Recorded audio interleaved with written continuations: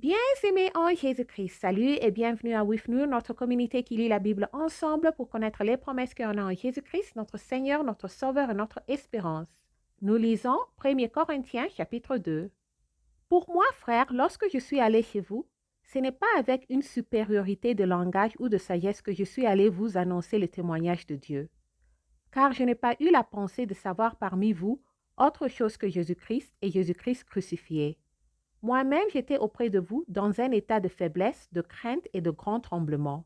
Et ma parole et ma prédication ne reposaient pas sur le discours persuasif de la sagesse, mais sur une démonstration d'esprit et de puissance, afin que votre foi fût fondée non sur la sagesse des hommes, mais sur la puissance de Dieu. Amen. Cependant, c'est une sagesse que nous prêchons parmi les parfaits, sagesse qui n'est pas de ce siècle ni des chefs de ce siècle, qui vont être anéantis.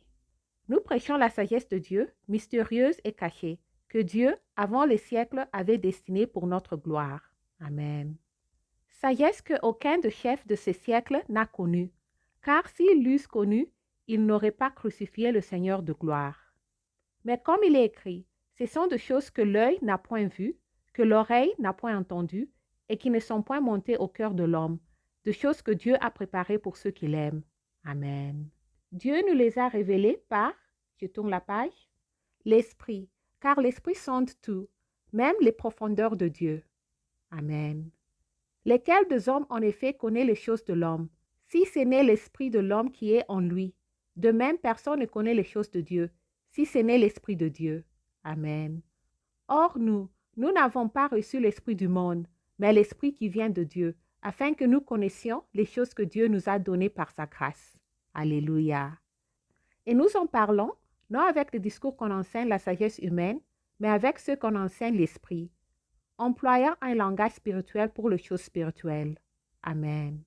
Mais l'homme animal ne reçoit pas les choses de l'Esprit de Dieu, car elles sont une folie pour lui, et il ne peut les connaître parce que c'est spirituel qu'on en juge.